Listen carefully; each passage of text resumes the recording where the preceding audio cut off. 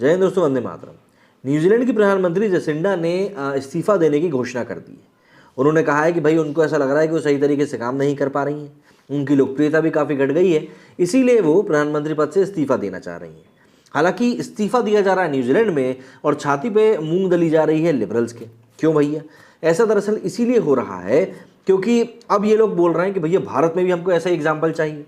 जब ऋषि सुनक ब्रिटेन के प्रधानमंत्री बने थे तब भी भारत का एक बहुत बड़ा तबका यही कह रहा था कि भैया हमें भी इसी प्रकार का एग्जाम्पल चाहिए। मतलब जो इस देश की मेजॉरिटी के विपरीत कोई व्यक्ति हो वो आकर प्रधानमंत्री बने। मतलब दुनिया में कहीं पे भी कुछ भी होता है ना, तो भारत के लोग चाहते हैं कि हमारे साथ भी वैसा हो। बस शांति से अपनी समझदारी के साथ पढ़ लिख कर आगे बढ़ने की बात नहीं करते, उसके अलावा इन लोगों से जो बातें करानी हो करा लो। अच्छा, जसिंडा जो कि न्यूजीलैंड की प्रधानमंत्री हैं, इन्होंने एक समय पर भारत में काफ़ी तारीफ भी हासिल करी थी और ऑब्वियस सी बात है वो सभी तारीफ करने वाले वही लोग थे जो कि आज की डेट में भारत में भी ऐसे एग्जाम्पल की मांग कर रहे हैं। तो जान लेते हैं क्या कुछ हुआ था भारत में और अभी क्या कुछ चल रहा है। न्यूजीलैंड की प्रधानमंत्री जसिंडा अर्डन ने इस्तीफे का ऐलान कर दिया है। उन्होंने कहा है कि वो आगामी 7 फरवरी से पहले इस्तीफा दे देंगी। साथ ही उन्होंने चुनाव लड़ने से भी इनकार कर दिया है।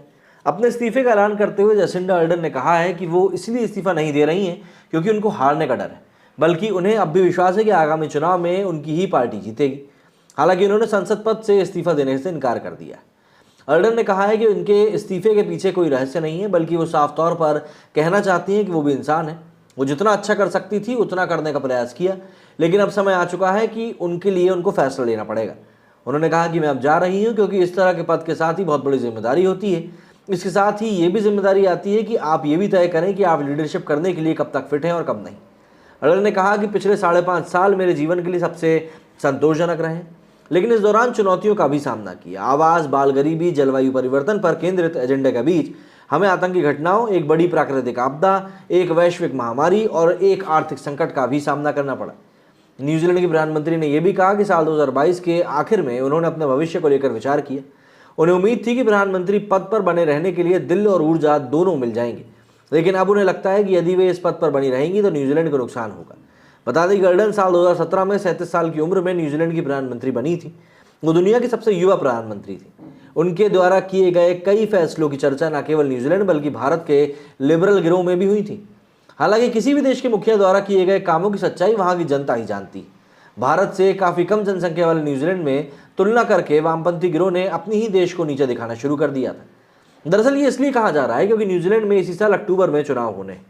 इन चुनावों में पहले सामने आए सर्वे में अर्डन पिछड़ती हुई दिख रही हैं। सर्वे के अनुसार न्यूजीलैंड में उनकी व्यक्तिगत लोकप्रियता न्यूनतम स्तर पर पहुंच चुकी। पार्टी में भी अब उनके लिए पहले जैसा माहौल नहीं है। ऐसा माना जा रहा है कि इन सब चीज़ों को देखते हुए ही उन्होंने इस्तीफा देने का फैसला किया है।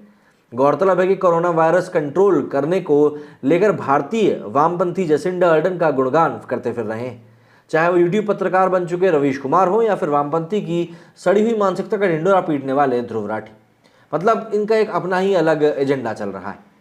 हालांकि जब न्यूजीलैंड की अर्थव्यवस्था डगमगा रही और लोग न्यूजीलैंड छोड़कर दूसरे देशों में बस रहे हैं, तब इन लोगों ने कुछ भी नहीं कहा और अब अर्डन के इस्तीफे के ऐलान के बाद भी लिबरल गैंग खामोशी से बैठ चुका है। मतलब आपको इनकी बातें सुनने के बाद खुद ही ऐसा लगने लगेगा कि शायद ये लोग जो बातें कर रहे हैं वो बातें सुनकर किसी का भी दिमाग खराब हो सकता है। मतलब आपने उस व्यक्ति के बारे में जितनी तारीफों के पुल बांधे वो सिर्फ आपको बाहर बाहर से दिखाई दिया। भाई अंदर क्या चीज़ें चल रही हैं ये तो हम ही लोग जानते हैं। जैसे अभी बीबीसी ने प्रधानमंत्री मोदी को लेकर एक डॉक्यूमेंट्री बना दी। अब उसके बारे में यहाँ पर उसका बैकग्राउंड क्या है ये सब चीज़ें तो हम जानते हैं ना, शुरुआत कहाँ से हुई, क्या कुछ चीज़ें हुई, ये सब चीज़ें हम जानते हैं। लेकिन बाहर बैठा कोई व्यक्ति अपने आप को जज समझ ले और बोले कि नहीं भैया ऐसा ही होना चाहिए, तो फिर गलत हो जाता है। भारत में कई सारे दरअसल पत्रकार ऐसे हैं जो कि बाहर के विदेशी लोगों को एग्जाम्पल सेट करने के लिए बार बार बोलते रहते हैं कि प्रधानमंत्री मोदी को भी ऐसा ही कुछ करना चाहिए, हालांकि वो सफल हो नहीं पाते। आप लोग क्या कहना है इस बारे में? क्या आपको लगता है कि न्यूजीलैंड जैसा एग्जाम्पल हमको भारत में भी देखने को मिलना चाहिए? कमेंट करके ज़रूर बताइएगा। मेरे वीडियो में इतना ही। जय हिंद, जय भारत।